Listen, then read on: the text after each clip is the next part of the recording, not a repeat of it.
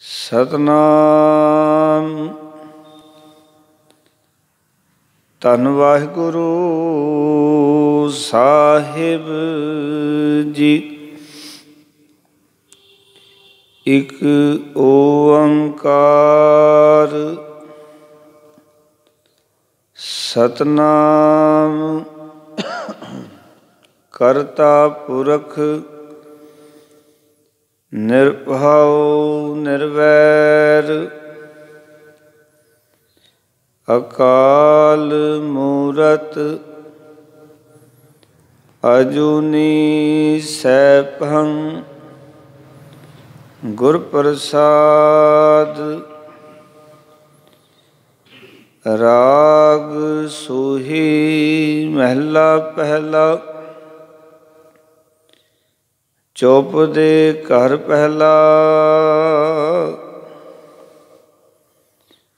ਭਾਂਡਾ ਧੋਏ ਵੈਸ ਧੂਪ ਦੇਵੋ। ਤੋ ਦੁਧੈ ਕੋ ਜਾਵੋ। ਦੂਧ ਕਰਮ ਫੁਨ ਸੁਰਤ ਸਮਾਇਣ। ਹੋਏ ਨਿਰਾਸ ਜਮਾਵੋ। ਭਾਂਡਾ ਧੋਏ ਵੈਸ ਧੂਪ ਦੇਵੋ। ਤੋ ਦੁਧੈ ਕੋ ਜਾਵੋ। ਦੂਧ ਕਰਮ ਫੁਨ ਸੁਰਤ ਸਮਾਇਣ। ਹੋਏ ਨਿਰਾਸ ਜਮਾਵੋ। ਜਪੋ ਤਾ ਏਕੋ ਨਾਮਾ। ਅਵਰ ਨਿਰਾਫਲ ਕਾਮਾ। ਰਹਾਉ ਇਹ ਮਨ ਈਟੀ ਹਾਥ ਕਰੋ। ਫੁਨ ਨੇਤਰੋ ਨੀਂਦ ਨ ਆਵੈ। ਰਸਨਾ ਨਾਮ ਜਪੋ ਤਬ ਮਥੀਐ। ਇਨ ਵਿਦ ਅੰਮ੍ਰਿਤ ਪਾਵੋ। ਮਨ ਸੰਪਟ ਜਿਤ ਸਤਸਰ ਨਹਾਵਨ। ਪਾਵਨ ਪਾਤੀ ਤ੍ਰਿਪਤ ਕਰੇ। ਓਜਾ ਪ੍ਰਾਣ ਸੇਵਕ ਜੇ ਸੇਵੇ। ਇਨ ਵਿਦ ਸਾਹਿਬ ਰਵਤ ਰਹੈ। ਕਹਿੰਦੇ ਕਹਿ ਕਹੇ ਕਹਿ ਜਾਵੈ। ਤੁਮ ਸਰ ਅਵਰ ਨ ਕੋਈ। ਭਗਤ ਹੀਨ ਨਾਨਕ ਜਨ ਜੰਪੈ। ਹੋਂ ਸਾਲਾਹੀ ਸੱਚਾ ਸੋਈ। ਕਹਿੰਦੇ ਕਹਿ ਕਹੇ ਕਹਿ ਜਾਵੈ। ਤੁਮ ਸਰ ਅਵਰ ਨ ਕੋਈ। ਭਗਤ ਹੀਨ ਨਾਨਕ ਜਨ ਜੰਪੈ। ਹੋਂ ਸਾਲਾਹੀ ਸੱਚਾ ਸੋਈ। ਵਾਹਿਗੁਰੂ ਜੀ ਕਾ ਖਾਲਸਾ ਵਾਹਿਗੁਰੂ ਜੀ ਕੀ ਫਤਿਹ। ਗੁਰੂ ਰੂਪ ਗੁਰੂ ਸਵਾਰੇ ਸਤਸੰਗੀ ਜਨੋ, ਸਤਿਗੁਰ ਨੇ ਅਪਾਰ ਕਿਰਪਾ ਕੀਤੀ ਹੈ। ਅੰਮ੍ਰਿਤ ਵੇਲੇ ਗੁਰੂ ਗੋਦ ਗੁਰੂ ਚਰਨਾਂ ਵਿੱਚ ਜੁੜ ਬੈਠਣ ਦਾ ਸੁਭਾਗ ਸਮਾਂ ਪ੍ਰਾਪਤ ਹੋਇਆ ਹੈ। ਅੱਜ ਦਾ ਪਾਵਨ ਮੁੱਖ ਵਾਕ ਸੋਹੀ ਰਾਗ ਦੇ ਵਿੱਚ ਜਗਤ ਗੁਰੂ ਗੁਰੂ ਨਾਨਕ ਦੇਵ ਜੀ ਮਹਾਰਾਜ ਜੀ ਦਾ ਉਚਾਰਨ ਕੀਤਾ ਹੋਇਆ ਚੌਪਦੇ। ਇਸ ਸ਼ਬਦ ਦੇ 4 ਪਦੇ ਹਨ। ਕਰ ਪਹਿਲਾ ਤਾਲ ਦੇ ਘਰ ਪਹਿਲੇ ਵਿੱਚ ਇਸ ਸ਼ਬਦ ਨੂੰ ਗਾਉਣ ਦਾ ਸਤਿਗੁਰਾਂ ਦਾ ਹੁਕਮ ਹੈ। ਗੁਰੂ ਮਹਾਰਾਜ ਨੇ ਘਰ ਪਹਿਲੇ ਵਿੱਚ ਗਾਉਣ ਦੀ ਤਾਕੀਦ ਕੀਤੀ ਹੈ। ਇੱਥੋਂ ਸੋਹੀ ਰਾਗ ਦੀ ਆਰੰਭਤਾ ਹੋ ਰਹੀ ਹੈ। ਰਾਗ ਦੀ ਆਰੰਭਤਾ ਤੋਂ ਸੰਪੂਰਨ ਮੂਲ ਮੰਤਰ ਦਰਜ ਹੈ। ਪਾਵਨ ਅੰਕ 728 ਦੇ ਉੱਤੇ ਇਹ ਦਰਗਾਹੀ ਬੋਲ ਦਰਜ ਹਨ। ਸਤਿਗੁਰੂ ਜੀ ਸਮਝਾ ਰਹੇ ਹਨ, ਜਪੋ ਤਾਂ ਏਕੋ ਨਾਮਾ ਅਵਰ ਨਿਰਾਫਲ ਕਾਮਾ ਰਹਾਓ। ਮਨੁੱਖ ਸਦੀਆਂ ਤੋਂ ਆਪਣੇ ਆਪਣੇ ਤਰੀਕੇ ਦੇ ਨਾਲ ਜਪਦਾ ਆ ਰਿਹਾ ਹੈ। ਕੋਈ ਕਿਸੇ ਦੀ ਪੂਜਾ ਕਰ ਰਿਹਾ, ਕੋਈ ਕਿਸੇ ਦੀ ਪੂਜਾ ਕਰ ਰਿਹਾ। ਗੁਰੂ ਨਾਨਕ ਪਾਤਸ਼ਾਹ ਨੇ ਕਿਹਾ, ਕਹਿੰਦੇ ਜਪਣਾ ਹੈ ਤਾਂ ਉਸ ਅਕਾਲ ਪੁਰਖ ਵਾਹਿਗੁਰੂ ਜੀ ਦੇ ਨਾਮ ਨੂੰ ਜਪੋ। ਜਪੋ ਤਾਂ ਏਕੋ ਨਾਮਾ, ਇੱਕੋ ਪਰਮਾਤਮਾ ਦੇ ਨਾਮ ਨੂੰ, ਜਿਹੜਾ ਇੱਕ ਹੈ, ਸਦੀਵ ਕਾਲੀ ਹੈ, ਉਸ ਅਕਾਲ ਪੁਰਖ ਵਾਹਿਗੁਰੂ ਜੀ ਦੇ ਨਾਮ ਨੂੰ ਜਪੋ। ਅਤੇ ਨਾਲ ਆਖਿਆ ਅਵਰ ਨਿਰਾਫਲ ਕਾਮਾਂ, ਹੋਰ ਜਿਹੜੇ ਕੰਮ ਨੇ ਨਾ ਸਤਿਗੁਰੂ ਕਹਿੰਦੇ ਉਹ ਨਿਰਾਫਲ ਹਨ। ਹੁਣ ਕਈ ਵਾਰੀ ਲੋਕ ਇਸ ਅੱਖਰ ਦੇ ਇਹ ਵੀ ਅਰਥ ਕਰ ਦਿੰਦੇ ਹਨ ਕਿ ਜੋ ਤੁਸੀਂ ਕਿਰਤ ਕਰਦੇ ਹੋ, ਨੌਕਰੀਆਂ ਕਰਦੇ ਹੋ, ਕੰਮ ਕਰਦੇ ਹੋ, ਇਹ ਤੁਹਾਡੇ ਨਿਰਾਫਲ ਹਨ। ਪਰ ਗੁਰਮਤਿ ਨੇ ਕਿਰਤ ਨੂੰ ਨਿਰਾਫਲ ਨਹੀਂ ਮੰਨਿਆ। ਗੁਰਮਤਿ ਨੇ ਕਿਰਤ ਨੂੰ ਹਮੇਸ਼ਾ ਸਭ ਤੋਂ ਉੱਪਰ ਰੱਖਿਆ, ਸ਼੍ਰੋਮਣੀ ਸਮਝਿਆ ਹੈ। ਕਿਰਤ ਨੂੰ ਕਦੀ ਗੁਰੂ ਨਾਨਕ ਨੇ ਨਿੰਦਿਆ ਨਹੀਂ, ਕਿਉਂਕਿ ਕਿਰਤ ਆਪ ਸਤਿਗੁਰ ਕਰਦੇ ਰਹੇ ਔਰ ਕਿਰਤ ਤੋਂ ਬਿਨਾਂ ਸੰਸਾਰ ਦੀ ਤਰੱਕੀ ਨਹੀਂ ਹੋ ਸਕਦੀ। ਹੁਣ ਇਹ ਅਵਰ ਨਿਰਾਫਲ ਕਾਮਾਂ ਕੀ ਚੀਜ਼ ਨੇ ਫਿਰ? ਕਿਉਂਕਿ ਅਜੇ ਤੱਕ ਤਾਂ ਬਹੁਤਾਤ ਵਿਆਖਿਆ ਅਸੀਂ ਇਹੀ ਸੁਣੀ ਹੈ ਵੀ ਜਿਹੜਾ ਤੁਸੀਂ ਦੁਕਾਨਦਾਰੀ ਕਰਦੇ ਹੋ, ਖੇਤੀਬਾੜੀ, ਨੌਕਰੀ ਕਰਦੇ ਹੋ, ਇਹ ਤੁਹਾਡੇ ਕਿਸੇ ਕੰਮ ਨਹੀਂ ਆਉਣੇ। ਪਰ ਗੁਰਮਤਿ ਕਹਿੰਦੀ ਇਸ ਤੋਂ ਬਿਨਾਂ ਬੰਦਗੀ ਵੀ ਨਹੀਂ ਹੋ ਸਕਦੀ, ਕਿਉਂਕਿ ਸਰੀਰ ਨੂੰ ਪਾਲਣਾ, ਉਸ ਵਾਸਤੇ ਖੁਰਾਕ ਚਾਹੀਦੀ ਹੈ ਅਤੇ ਖੁਰਾਕ ਰਿਜ਼ਕ ਜਿਹੜਾ ਹੈ ਉਹ ਕੰਮ ਤੋਂ ਬਿਨਾਂ ਨਹੀਂ ਆਉਣਾ। ਕੋਈ ਨਾ ਕੋਈ ਕਿਰਤ ਕਰਨੀ ਪੈਣੀ ਸਾਨੂੰ। ਹੁਣ ਅਵਰ ਨਿਰਾਫਲ ਕਾਮਾਂ ਜਿਹੜੇ ਨੇ ਉਹ ਨੇ ਜੋ ਪਰਮਾਤਮਾ ਦੇ ਨਾਮ ਨੂੰ ਛੱਡ ਕੇ ਕੋਈ ਧੂਣੇ ਤਪਾ ਕੇ ਬੈਠਾ ਹੈ, ਜਲ ਸਮਾਧੀਆਂ ਕਰ ਰਿਹਾ ਹੈ, ਵਰਤ ਰੱਖ ਰਿਹਾ ਹੈ, ਕੋਈ ਹੋਰ ਸਾਧਨ ਕਰ ਰਿਹਾ, ਉਸ ਨੂੰ ਗੁਰੂ ਨਾਨਕ ਪਾਤਸ਼ਾਹ ਨਿਰਾਫਲ ਕੰਮ ਦੱਸ ਰਹੇ ਹਨ।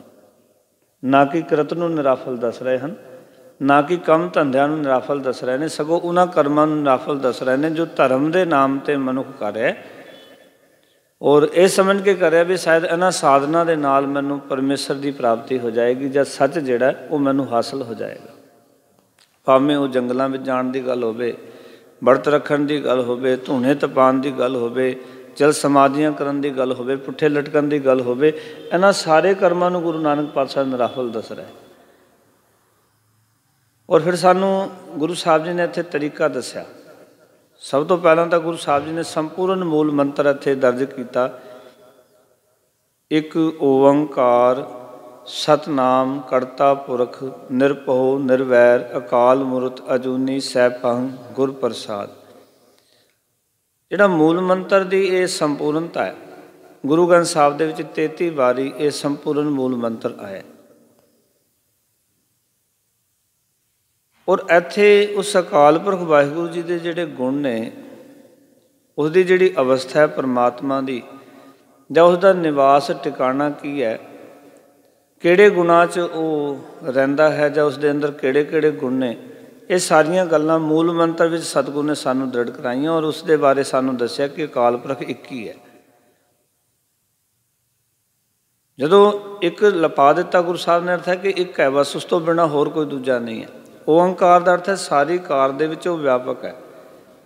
ਜਿਸ ਤਰ੍ਹਾਂ ਕਹਿ ਲਈਏ ਜਿਹੜਾ ਪਰਮਾਤਮਾ ਉਹ ਇੱਕ ਹੈ, ਏਕਾ ਪਰਮਾਤਮਾ ਹੈ, ਅਤੇ ਬਾਕੀ ਉਹਦੀ ਐਨਰਜੀ ਜਿਹੜੀ ਹੈ ਉਹ ਓਂਕਾਰ ਹੈ।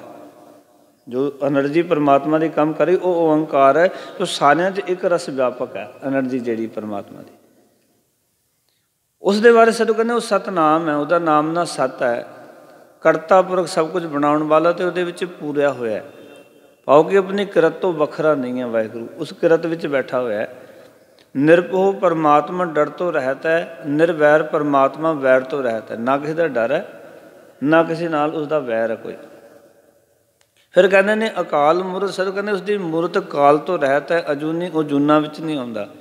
ਸੈਭੰਗ ਦਾ ਅਰਥ ਹੈ ਜਿਹੜਾ ਆਪਣੇ ਆਪ ਤੋਂ ਹੀ ਪ੍ਰਕਾਸ਼ਵਾਨ ਹੈ, ਸੁੱਤੇ ਪ੍ਰਕਾਸ਼ ਹੈ।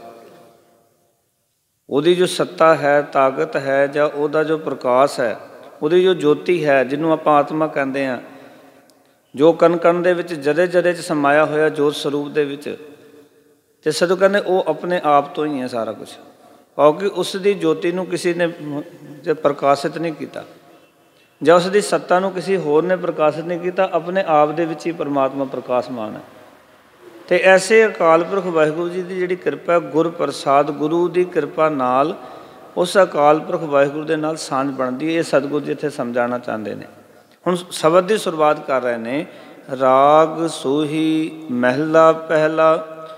ਰਾਗ ਦਾ ਨਾਮ ਸੂਹੀ ਹੈ, ਮਹਿਲਾ ਦਾ ਅਰਥ ਹੈ ਸਰੀਰ, ਪਹਿਲਾ ਦਾ ਅਰਥ ਹੈ ਪਹਿਲਾ ਸਰੀਰ। ਪਾਓ ਕਿ ਪਹਿਲੇ ਜਾਮੇ ਵਿੱਚ ਇਹ ਵਚਨ ਉਚਾਰਨ ਹੋਏ, ਅਤੇ ਪਹਿਲਾ ਜਾਮੇ ਦੇ ਵਿੱਚ ਗੁਰੂ ਨਾਨਕ ਪਾਤਸ਼ਾਹ ਜੀ ਆਪ ਸਰੀਰ ਕਰਕੇ ਵਿਚਰ ਰਹੇ ਸਨ, ਆਤਮਾ ਕਰਕੇ ਵਿਚਰ ਰਹੇ ਸਨ, ਜਿਨ੍ਹਾਂ ਦਾ ਆਪ ਨਾਮ ਵੀ ਨਾਨਕ ਹੈ, ਜਿਨ੍ਹਾਂ ਦੀ ਜੋਤ ਵੀ ਨਾਨਕ ਹੈ। ਉਹਨਾਂ ਵੱਲੋਂ ਇਹ ਸ਼ਬਦ ਉਚਾਰਨ ਕੀਤਾ ਹੋਇਆ। ਚੌਪਦੇ ਦਾ ਅਰਥ ਹੈ ਕਿ ਸ਼ਬਦ ਦੇ ਵਿੱਚ ਕਿਤਨੇ ਪਦੇ ਹਨ। ਇਸ ਸ਼ਬਦ ਦੇ 4 ਪਦੇ ਹਨ। ਘਰ ਪਹਿਲਾ, ਤਾਲ ਦੇ ਘਰ ਪਹਿਲੇ ਵਿੱਚ ਸ਼ਬਦ ਨੂੰ ਗਾਉਣ ਦੀ ਤਾਕੀਦ ਕੀਤੀ ਗਈ ਹੈ, ਕਿਉਂਕਿ ਗੁਰੂ ਸਾਹਿਬ ਜੀ ਨੇ ਜਿਹੜੇ ਘਰ ਲਿਖੇ ਨੇ ਨਾ, ਉਹਦਾ ਅਰਥ ਹੀ ਤਾਲ ਨਾਲ ਹੈ। ਜਿਹੜੇ ਤਬਲੇ ਦੇ ਵਜੰਤਰੀ ਨੇ, ਜਾਂ ਤਬਲਾ ਵਾਦਕ ਨੇ, ਜਾਂ ਰਾਗ ਗਾਉਣ ਵਾਲੇ ਨੇ, ਉਹ ਜਾਣਦੇ ਨੇ ਵੀ ਤਾਲ ਦੇ ਜਿਹੜੇ ਘਰ ਨੇ, ਕਿਸ ਤਾਲ ਦੇ ਘਰ ਵਿੱਚ ਇਸ ਸ਼ਬਦ ਨੂੰ ਗਾਉਣਾ। ਕਿਉਂਕਿ ਜਿਵੇਂ ਤੁਸੀਂ ਵੇਖਦੇ ਹੋ, ਜੋੜੀ ਦੇ ਅੰਦਰ ਜਿਹੜਾ ਛੋਟੀ ਤਬਲਾ ਹੁੰਦਾ ਹੈ, ਉਹਦੇ ਵਿੱਚ 16 ਘਰ ਹੁੰਦੇ ਆ। ਫਿਰ ਉਹਨਾਂ ਦੇ ਵਿੱਚ ਤਾਲਾਂ ਦੇ ਵਿੱਚ ਘਰ ਹੁੰਦੇ ਨੇ ਜਿੱਥੇ ਤਾਲੀਆਂ ਲੱਗਦੀਆਂ ਹਨ। ਉਸ ਹਿਸਾਬ ਨਾਲ ਸ਼ਬਦ ਨੂੰ ਗਾਉਣ ਦਾ ਗੁਰੂ ਸਾਹਿਬ ਜੀ ਦਾ ਇਸ਼ਾਰਾ ਇੱਥੇ। ਅਤੇ ਸਾਨੂੰ ਉਸ ਅਕਾਲ ਪੁਰਖ ਵਾਹਿਗੁਰੂ ਜੀ ਦੇ ਨਾਲ ਕਿਵੇਂ ਆਪਾਂ ਜੁੜ ਸਕਦੇ ਹਾਂ, ਸਤਿਗੁਰੂ ਨੇ ਬੜੀ ਪਿਆਰੀ ਉਦਾਹਰਨ ਦੇ ਕੇ ਸਮਝਾਇਆ। ਭਾਂਡਾ ਧੋਏ ਵੈਸ ਧੂਪ ਦੇਵੋ, ਤੋ ਦੁਧੈ ਕੋ ਜਾਵੋ। ਇੱਕ ਬੜੀ ਸੌਖੀ ਜਿਹੀ ਉਦਾਹਰਨ, ਪੇਂਡੂ ਉਦਾਹਰਨ ਦੇ ਕੇ ਕਿਹਾ ਕਿ ਜਿਵੇਂ ਲੋਕ ਬਰਤਨ ਨੂੰ ਧੋ ਕੇ ਉਸਨੂੰ ਫਿਰ ਸੁਕਾਉਂਦੇ ਨੇ, ਤਾਂ ਉਹ ਕੀ ਕਰਦੇ ਨੇ, ਦੁੱਧ ਲੈਣ ਵਾਸਤੇ, ਦੁੱਧ ਚੋਣ ਵਾਸਤੇ ਜਾਂਦੇ ਨੇ। ਇੱਕ ਉਦਾਹਰਨ ਹੈ, ਆਮ ਇੱਕ ਗੱਲ ਗੁਰੂ ਸਾਹਿਬ ਜੀ ਨੇ ਸਾਡੇ ਸਾਹਮਣੇ ਰੱਖੀ। ਮਰ ਕਹਿੰਦੇ ਜਿਵੇਂ ਭਾਂਡਾ ਧੋ ਕੇ ਉਸ ਨੂੰ ਸੁਕਾ ਕੇ, ਸੇਕ ਲਾ ਕੇ, ਪਾਓ ਕਿ ਧੁੱਪ ਦਿਖਾ ਕੇ, ਧੁੱਪ ਉਹ ਨਹੀਂ ਜਿਹੜੀ ਕਿ ਸੁਗੰਧੀ ਵਾਲੀ ਹੈ, ਧੁੱਪ ਦਾ ਅਰਥ ਹੈ ਸੂਰਜ ਦੀਆਂ ਕਿਰਨਾਂ, ਜਾਂ ਉਹਨੂੰ ਸੁਕਾ ਕੇ ਭਾਂਡੇ ਨੂੰ ਪਹਿਲਾਂ ਦੁੱਧ ਲੱਗਿਆ ਹੋਵੇ, ਤਾਂ ਕਿ ਜਿਹੜਾ ਦੁੱਧ ਚੋਣ ਵਾਸਤੇ ਜਾਂਦਾ ਉਹ ਫਿੱਟਿਆ ਨਾ ਜਾਏ। ਇਸ ਨੂੰ ਹੁਣ ਸੰਗੀ ਤਰ੍ਹਾਂ ਸਮਝ ਲਈਏ ਤਾਂ ਦੁੱਧ ਲੈਣ ਵਾਸਤੇ ਜਾਈਦਾ। ਸਤਿਗੁਰੂ ਕਹਿੰਦੇ ਇਸ ਤਰ੍ਹਾਂ ਹੀ ਆਪਣੇ ਹਿਰਦੇ ਰੂਪੀ ਭਾਂਡੇ ਨੂੰ ਧੋ ਕੇ, ਔਰ ਇਸ ਨੂੰ ਜੋ ਸ਼ੁਭ ਗੁਣਾਂ ਦੀ ਧੁੱਪ ਦੇ ਕੇ, ਤਾਂ ਕਹਿੰਦੇ ਨੇ ਪਰਮਾਤਮਾ ਦੇ ਨਾਮ ਰੂਪੀ ਦੁੱਧ ਨੂੰ ਲੈਣ ਵਾਸਤੇ ਜਾਵੋ। ਅਤੇ ਦੁੱਧ ਕੀ ਹੈ? ਦੂਧ ਕਰਮ। ਸਾਡੇ ਜਿਹੜੇ ਕਰਮ ਨੇ ਉਹ ਰੋਜ਼ਾਨਾ ਦੀ ਕਿਰਤਕਾਰ, ਉਹ ਦੁੱਧ ਹੈ। ਫੁਨ ਸੁਰਤ ਸਮਾਇਨ, ਅਤੇ ਅਸੀਂ ਸੁਰਤ ਦੀ ਜਾਗ ਲਾਣੀ ਹੈ, ਸੁਰਤ ਇਸ ਦੇ ਵਿੱਚ ਰਲਾਣੀ ਹੈ ਆਪਣੇ ਕਰਮਾਂ ਦੇ ਅੰਦਰ। ਹੁਣ ਕਈ ਵਾਰੀ ਅਸੀਂ ਪਾਠ ਕਰਦੇ ਹਾਂ ਪਰ ਸੁਰਤ ਨਹੀਂ ਰਲਦੀ, ਅਤੇ ਗੱਲ ਬਣਦੀ ਨਹੀਂ ਹੈ। ਇਸ ਕਰਕੇ ਅਸੀਂ ਸੁਰਤ ਜੋੜਨੀ ਹੈ, ਅਤੇ ਹੋਏ ਨਿਰਾਸ਼ ਜਮਾਵੋ, ਉਪਰਾਮ ਹੋ ਕੇ ਤਾਂ ਇਸ ਨੇ ਜਪਣਾ। ਜਿਵੇਂ ਕਿ ਅਸੀਂ ਦੇਖਦੇ ਹਾਂ ਕਿ ਚਾਟੀ ਦੇ ਵਿੱਚ ਦੁੱਧ ਗਰਮ ਕਰਕੇ ਉਹਦੇ ਵਿੱਚ ਜਾਗ ਲਾ ਦਿੱਤੀ ਜਾਂਦੀ ਹੈ, ਕੁਝ ਸਮਾਂ ਵਾਸਤੇ ਉਸ ਪਾਸੋਂ ਧਿਆਨ ਹਟਾ ਲਿਆ ਜਾਂਦਾ। ਇੱਦਾਂ ਹੀ ਹੁੰਦਾ ਨਾ ਜੀ, ਤਾਂ ਜਾ ਕੇ ਉਹ ਕਿਤੇ ਜੰਮਦਾ। ਜੇ ਬੇਰ-ਬੇਰ ਵਾਰ-ਵਾਰ ਉਹਦੇ ਵਿੱਚ ਕੋਈ ਭਾਂਡੇ ਦੇ ਵਿੱਚ ਕੋਈ ਪਾਈ ਜਾਓ ਚੀਜ਼, ਅਤੇ ਉਸਨੇ ਜੰਮਣਾ ਕੋਈ ਨਹੀਂ, ਦਹੀਂ ਕੋਈ ਨਹੀਂ ਬਣੇਗਾ ਉਸਦਾ।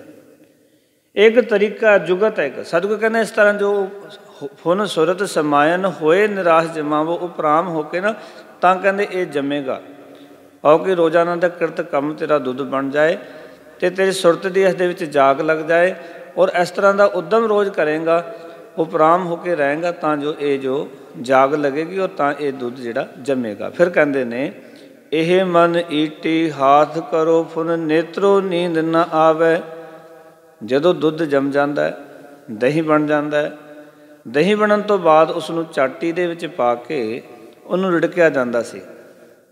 ਕਿਉਂਕਿ ਪੁਰਾਤਨ ਉਦਾਹਰਨ ਹੈ, ਅਜੇ ਤਾਂ ਨਾ ਚਾਟੀਆਂ ਨਜ਼ਰ ਆਉਂਦੀਆਂ ਨੇ, ਨਾ ਹੀ ਅੱਜ ਉਹ ਮਧਾਣੀਆਂ ਨਜ਼ਰ ਆਉਂਦੀਆਂ ਨੇ, ਨਾ ਇੱਟੀਆਂ ਦਾ ਪਤਾ ਬੱਚਿਆਂ ਨੂੰ। ਕਿਉਂਕਿ ਇਹ ਜਿਹੜੀ ਚੀਜ਼ਾਂ ਨੇ ਹੌਲੀ ਹੌਲੀ ਨਾ ਨੇਤਰਿਆਂ ਦਾ ਪਤਾ ਅਲੋਪ ਹੋ ਚੁੱਕੀਆਂ। ਅੱਜ ਆਪਾਂ ਕਿਸੇ ਬੱਚੇ ਨੂੰ ਦੱਸੋ ਨਾ, ਅਤੇ ਉਹ ਕਹਿੰਦੇ ਕਿੱਦਾਂ ਦੀ ਇੱਟੀਆਂ ਹੁੰਦੀਆਂ ਨੇ, ਮਧਾਣੀ ਕਿੱਦਾਂ ਦੀ ਹੁੰਦੀ, ਉਹਦੇ ਬਾਰੇ ਦੱਸੋ ਤਾਂ ਸਹੀ। ਇੱਕ ਦਿਨ ਨਾ ਸਗੋਂ ਕਿਸੇ ਨੇ ਮੈਨੂੰ ਫੋਨ ਕੀਤਾ ਵੀ ਤੁਸੀਂ ਪਿੰਡ ਜਾ ਰਹੇ ਹੋ, ਸਾਡੇ ਘਰੇ ਮਧਾਣੀ ਹੋਣੀ ਹੈ ਤੇ ਤੁਸੀਂ ਉਹਨੂੰ ਫੋਟੋ ਖਿੱਚ ਕੇ ਲੈ ਕੇ ਆਇਓ, ਅਸੀਂ ਦੇਖਾਂਗੇ ਵੀ ਇੱਟੀਆਂ ਕੀ ਹੁੰਦੀਆਂ ਨੇ, ਨੇਤਰੇ ਕੀ ਹੁੰਦੇ ਨੇ, ਫਿਰ ਉਹਦੇ ਵਿੱਚ ਕਹਿੰਦੇ ਕਿਸ ਤਰ੍ਹਾਂ ਉਹ ਡਿੜਕਿਆ ਜਾਂਦਾ ਹੈ। ਗੁਰੂ ਸਾਹਿਬ ਕਹਿੰਦੇ ਨੇ ਜਿਵੇਂ ਕਿ ਮਧਾਣੀ ਦੇ ਵਿੱਚ ਨੇਤਰੇ ਨੇ, ਮਧਾਣੀ ਨੂੰ ਰੋਕਣ ਵਾਸਤੇ ਇੱਟੀਆਂ ਨੇ ਜਿਹੜੇ ਕਿ ਮਧਾਣੀ ਦੇ ਵਿੱਚ ਪਾ ਕੇ ਬੰਦਾ ਰਿੜਕਦਾ ਹੈ। ਸਾਧੂ ਕਹਿੰਦੇ ਇਸ ਤਰ੍ਹਾਂ ਇਹ ਮਨ ਈਟੀ ਹਾਥ ਕਰੋ, ਇਸ ਮਨ ਨੂੰ ਇੱਟੀਆਂ ਬਣਾ ਲੈ, ਉੱਠ ਕੇ ਫੜ ਲੈ, ਜਿਵੇਂ ਇੱਟੀਆਂ ਨੂੰ ਫੜਿਆ ਜਾਂਦਾ ਨਾ ਰਿੜਕਣ ਵਾਸਤੇ, ਇਸ ਤਰ੍ਹਾਂ ਕਹਿੰਦੇ ਨੇ ਇਹ ਇੱਟੀਆਂ ਬਣਾ ਲੈ। ਅਤੇ ਫੁਨ ਨੇਤਰੋ ਨੀਂਦ ਨਾ ਆਵੇ, ਜਿਵੇਂ ਨੇਤਰੇ ਮਧਾਣੀ ਨੂੰ ਰੋਕਣ ਦਾ ਕੰਮ ਕਰਦੇ ਨੇ, ਇਸ ਤਰ੍ਹਾਂ ਆਪਣੇ ਮਨ ਨੂੰ ਚੰਗੀ ਤਰ੍ਹਾਂ ਰੋਕ ਕੇ ਰੱਖੋ, ਭਾਵ ਕਿ ਇਹ ਮਨ ਆਸੇ ਪਾਸੇ ਨਾ ਜਾਏ। ਜੇ ਤੁਸੀਂ ਮੱਖਣ ਦੀ ਪ੍ਰਾਪਤੀ ਕਰਨੀ ਹੈ, ਜੇ ਚਾਟੀ ਦੇ ਵਿੱਚੋਂ ਮਧਾਣੀ ਰੁਕੇ ਹੀ ਨਾ, ਖਿਆਲ ਕਰੋ, ਫਿਰ ਉਹ ਤੁਸੀਂ ਡਿੜਕੋਗੇ ਸਾਰਾ ਮੱਖਣ ਤੇ ਬਾਹਰ ਚਲੇ ਜਾਣਾ, ਚਾਟੀ ਦੇ ਅੰਦਰ ਤੇ ਰਹਿਣਾ ਕੋਈ ਨਹੀਂ। ਇਸ ਕਰਕੇ ਉਸ ਨੂੰ ਰੋਕੋ, ਭਾਵ ਕਿ ਮਧਾਣੀ ਵਿੱਚ ਲੱਗੇ ਜਿਹੜੇ ਨੇਤਰੇ ਨੇ ਉਹਨਾਂ ਦਾ ਕੰਮ ਹੀ ਮਧਾਣੀ ਨੂੰ ਰੋਕਣਾ ਹੈ, ਤਾਂ ਕਿ ਉਹ ਟਿੱਕੀ ਰਹੇ ਅਤੇ ਚੰਗੇ ਤਰੀਕੇ ਦੇ ਨਾਲ ਦੁੱਧ ਰਿੜਕਿਆ ਜਾ ਸਕੇ ਅਤੇ ਮੱਖਣ ਦੀ ਪ੍ਰਾਪਤੀ ਹੋ ਸਕੇ। ਫਿਰ ਮਾਰ ਕਹਿੰਦੇ ਰਸਨਾ ਨਾਮ ਜਪੋ ਤਬ ਮਥੀ ਹੈ, ਕਹਿੰਦੇ ਰਸਨਾ ਦੇ ਨਾਲ ਨਾਮ ਜਪੋ, ਇਸ ਤਰ੍ਹਾਂ ਜੋ ਮਥਨਾ ਹੋਏਗਾ, ਜਿਵੇਂ ਕਿ ਦੁੱਧ ਨੂੰ ਮੱਥੀ ਦਾ ਨਾ ਰਿੜਕੀ ਦਾ, ਇਸ ਤਰ੍ਹਾਂ ਫਿਰ ਰਿੜਕਣਾ ਹੋਏਗਾ। ਰਸਨਾ ਦੇ ਨਾਲ ਨਾਮ ਜਪੀ ਜਾਓ, ਇਹ ਵਾਰ-ਵਾਰ ਰਿੜਕੀ ਜਾਓ। ਇਨ ਵਿਦ ਅੰਮ੍ਰਿਤ ਪਾਵੋ, ਸਤਿਗੁਰੂ ਕਹਿੰਦੇ ਇਸ ਢੰਗ ਦੇ ਨਾਲ ਤੁਹਾਨੂੰ ਮੱਖਣ ਦੀ ਪ੍ਰਾਪਤੀ ਹੋ ਜਾਵੇਗੀ। ਇੱਥੇ ਆਤਮਿਕ ਜੀਵਨ ਦੇਣ ਵਾਲੇ ਨਾਮ ਜਲ ਦੀ ਗੱਲ ਕਰ ਰਹੇ ਨੇ ਸਤਿਗੁਰੂ। ਫਿਰ ਸਤਿਗੁਰੂ ਜੀ ਆਖ ਰਹੇ ਨੇ ਮਨ ਸੰਪਟ ਜਿਤ ਸਤ ਸਰ ਨਹਾਵਣ। ਪੰਡਤ ਜੀ ਕੀ ਕਰਦੇ ਨੇ ਕਿ ਜਿਹੜੀ ਉਹਨਾਂ ਦੇ ਕੋਲ ਮੂਰਤੀ ਹੁੰਦੀ ਹੈ, ਕਿਉਂਕਿ ਪੰਡਤ ਜਿਹੜਾ ਮੂਰਤੀ ਦਾ ਪੁਜਾਰੀ ਸੀ ਅਤੇ ਉਹਨੂੰ ਇੱਕ ਡੱਬੇ ਦੇ ਵਿੱਚ ਪਾ ਕੇ ਰੱਖ ਦਿੰਦਾ ਸੀ ਪੂਜਾ ਤੋਂ ਬਾਅਦ। ਤੁਸੀਂ ਅਕਸਰ ਦੇਖੋਗੇ ਜਿਹੜੇ ਪੰਡਤ ਲੋਕ ਹੁੰਦੇ ਨੇ ਨਾ, ਉਹ ਮੂਰਤੀਆਂ ਨੂੰ ਡੱਬੇ 'ਚ ਰੱਖਦੇ ਆ, ਜਦੋਂ ਪੂਜਾ ਕਰਨੀ ਡੱਬੇ 'ਚੋਂ ਬਾਹਰ ਕੱਢ ਲੈਣੀ, ਔਰ ਜਦੋਂ ਪੂਜਾ ਹੋ ਜਾਣੀ ਫਿਰ ਡੱਬੇ 'ਚ ਪਾ ਕੇ ਰੱਖ ਦੇਣੀ। ਸਾਧੂ ਕਹਿੰਦੇ ਨੇ ਆਪਣੇ ਮਨ ਨੂੰ ਡੱਬਾ ਬਣਾ ਲੈ ਅਤੇ ਪਰਮਾਤਮਾ ਦੇ ਨਾਮ ਨੂੰ ਇਸ ਡੱਬੇ ਵਿੱਚ ਟਿਕਾ ਲੈ। ਮਨ ਸੰਪਟ ਜਿਤ ਸਤ ਸਰ ਨਹਾਵਣ, ਭਾਵ ਕਿ ਇਸ ਤਰ੍ਹਾਂ ਜੋ ਸਤ ਸਰੋਵਰ ਦਾ ਇਸ਼ਨਾਨ ਹੈ, ਭਾਵਨ ਪਾਤੀ ਤ੍ਰਿਪਤ ਕਰੇ, ਜਦੋਂ ਭਾਵਨਾ ਦੇ ਨਾਲ ਤੂੰ ਆਪਣੇ ਮਨ ਨੂੰ ਅੰਦਰ ਟਿਕਾਏਂਗਾ ਨਾ, ਭਾਵ ਕਿ ਮਨ ਨੂੰ ਸੰਪਟ ਬਣਾ ਕੇ ਉਸਦੇ ਆਤਮਿਕ ਜੀਵਨ ਨਾਮ ਜਲ ਨੂੰ ਟਿਕਾਏਂਗਾ, ਤਾਂ ਇਸ ਤਰ੍ਹਾਂ ਤੂੰ ਤ੍ਰਿਪਤ ਹੋਏਗਾ। ਫਿਰ ਕਹਿੰਦੇ ਨੇ ਪੂਜਾ ਪ੍ਰਾਣ ਸੇਵਕ ਜੇ ਸੇਵੇ, ਕਹਿੰਦੇ ਨੇ ਉਸ ਪਰਮਾਤਮਾ ਦੀ ਪੂਜਾ ਕਰੇ ਜਦੋਂ ਤੱਕ ਪ੍ਰਾਣ ਨੇ, ਸਵਾਸ ਨੇ, ਉਸ ਅਕਾਲ ਪੁਰਖ ਵਾਹਿਗੁਰੂ ਨੂੰ ਸੇਵੇਂ, ਪਾਓ ਕਿ ਆਪਣੇ ਪ੍ਰਾਣਾਂ ਨੂੰ ਦੀ ਪੂਜਾ ਚਲਾ ਲੈ। ਇਨ ਵਿਦ ਸਾਹਿਬ ਰਬਤ ਰਹਿ, ਇਸ ਤਰੀਕੇ ਦੇ ਨਾਲ ਉਹ ਅਕਾਲ ਪੁਰਖ ਵਾਹਿਗੁਰੂ ਜਿਹੜਾ ਰਮਿਆ ਹੋਇਆ ਨਜ਼ਰ ਆਉਣ ਲੱਗ ਪੈਂਦਾ ਵੀ ਉਹ ਸਾਰੇ ਪਾਸੇ ਸਮਾਇਆ ਹੋਇਆ ਹਰ ਇੱਕ ਥਾਂ 'ਤੇ ਮੌਜੂਦ ਹੈ। ਫਿਰ ਮਾਰ ਕਹਿੰਦੇ ਕਹਿੰਦੇ ਕਹੇ ਜਾਵੇਂ, ਜਿਹੜੇ ਕਰਮਕਾਂਡੀ ਲੋਕ ਹੈਗੇ ਨੇ ਨਾ, ਉਹ ਬੜਾ ਕੁਝ ਕਹਿੰਦੇ ਨੇ, ਇਹ ਕਰਮ ਕਰੋ, ਉਹ ਕਰਮ ਕਰੋ, ਇਸ ਤਰ੍ਹਾਂ ਬੇਅੰਤ ਕਰਮ ਜਿਹੜੇ ਉਹ ਦੱਸਦੇ ਨੇ, ਕਹੀ ਜਾਂਦੇ ਹਨ। ਪਰ ਮਹਾਰਾਜ ਕਹਿੰਦੇ, ਗੁਰੂ ਨਾਨਕ ਪਾਤਸ਼ਾਹ ਕਹਿੰਦੇ ਤੁਮ ਸਰ ਅਵਰ ਨਾ ਕੋਈ, ਮੇਰੇ ਵਾਸਤੇ ਹੈ ਪਰਮਾਤਮਾ ਤੇਰੇ ਤੋਂ ਬਿਨਾਂ ਹੋਰ ਕੋਈ ਤੇਰੇ ਵਰਗਾ ਨਹੀਂ ਹੈ। ਭਾਵ ਕਿ ਹੋਰ ਤਾਂ ਬਹੁਤ ਸਾਰੇ ਕਰਮ ਕਰਦੇ ਹਨ, ਕਹਿੰਦੇ ਕਹੇ ਜਾਵੇਂ, ਕਹਿ ਕੇ ਜਾ ਰਹੇ ਨੇ ਜਾਂ ਦੱਸ ਕੇ ਜਾ ਰਹੇ ਨੇ। ਤੁਸੀਂ ਕਿਸੇ ਨੂੰ ਪੁੱਛੋ ਭਗਤੀ ਕਰਨੀ ਹੈ, 100 ਬੰਦੇ ਮਿਲਣਗੇ, 100 ਕਰਮ ਤੁਹਾਨੂੰ ਦੱਸ ਜਾਣਗੇ। ਪਰ ਗੁਰੂ ਸਾਹਿਬ ਕਹਿੰਦੇ ਸਾਰੇ ਕਹਿੰਦੇ ਹਨ, ਆਖ ਰਹੇ ਹਨ, ਜਾਂ ਵੱਖ ਵੱਖ ਕਰਮ ਕਾਂਡ ਦੱਸ ਰਹੇ ਹਨ। ਕੋਈ ਕਹਿੰਦਾ ਕਿ ਜਲ ਸਮਾਧੀਆਂ ਕਰੋ, ਕੋਈ ਕਹਿੰਦਾ ਪੁੱਠੇ ਲਟਕੋ, ਕੋਈ ਕਹਿੰਦਾ ਜੰਗਲ ਨੂੰ ਚਲੇ ਜਾਓ, ਕੋਈ ਕਹਿੰਦਾ ਤੀਰਥਾਂ ਦੇ ਇਸ਼ਨਾਨ ਕਰੋ, ਇਸ ਤਰ੍ਹਾਂ ਲੋਕ ਆਖਦੇ ਆ। ਪਰ ਮਹਾਰਾਜ ਕਹਿੰਦੇ ਨਹੀਂ ਪਰਮਾਤਮਾ ਤੁਮ ਸਰ ਅਵਰ ਨਾ ਕੋਈ, ਤੇਰੇ ਤੋਂ ਬਿਨਾਂ ਤੇਰੇ ਵਰਗਾ ਹੋਰ ਕੋਈ ਨਹੀਂ ਹੈ। ਇਸ ਕਰਕੇ ਮਹਾਰਾਜ ਕਹਿੰਦੇ ਭਗਤ ਹੀਨ ਨਾਨਕ ਜਨ ਜੰਪੈ, ਸਤਿਗੁਰ ਆਪਣੇ ਆਪ ਨੂੰ ਆਖ ਰਹੇ ਨੇ ਭਗਤੀ ਤੋਂ ਬਿਹੁਣਾ ਨਾਨਕ, ਹੇ ਅਕਾਲ ਪੁਰਖ ਵਾਹਿਗੁਰੂ ਤੈਨੂੰ ਹੀ ਜਪਦਾ ਹੈ। ਅਤੇ ਹੋਂ ਸਾਲਾਹੀ ਸੱਚਾ ਸੋਈ, ਸਤਿਗੁਰੂ ਜੀ ਕਹਿੰਦੇ ਨੇ ਮੈਂ ਸਲਾਮਦਾ ਹਾਂ ਕਿਉਂਕਿ ਤੂੰ ਸਦਾ ਸਥਿਰ ਰਹਿਣ ਵਾਲਾ ਹੈ ਅਤੇ ਹਰ ਥਾਂ 'ਤੇ ਮੌਜੂਦ ਹੈ। ਉਹੀ ਪਰਮਾਤਮਾ ਸਦਾ ਸਥਿਰ ਹੈ। ਅਤੇ ਮਰ ਕਹਿੰਦੇ ਹੋਂ ਸਲਾਹੀ, ਹੋਣ ਦਾ ਅਰਥ ਹੈ ਮੈਂ ਉਸ ਪਰਮਾਤਮਾ ਨੂੰ ਸਲਾਮਦਾ ਜਿਹੜਾ ਕਿ ਸਦਾ ਸਥਿਰ ਰਹਿਣ ਵਾਲਾ ਹੈ। ਅਤੇ ਭਗਤੀ ਤੋਂ ਬਿਹੁਣਾ ਨਾਨਕ ਤਾਂ ਅਕਾਲ ਪੁਰਖ ਵਾਹਿਗੁਰੂ ਜੀ ਦੇ ਨਾਮ ਨੂੰ ਹੀ ਜਪਦਾ ਹੈ।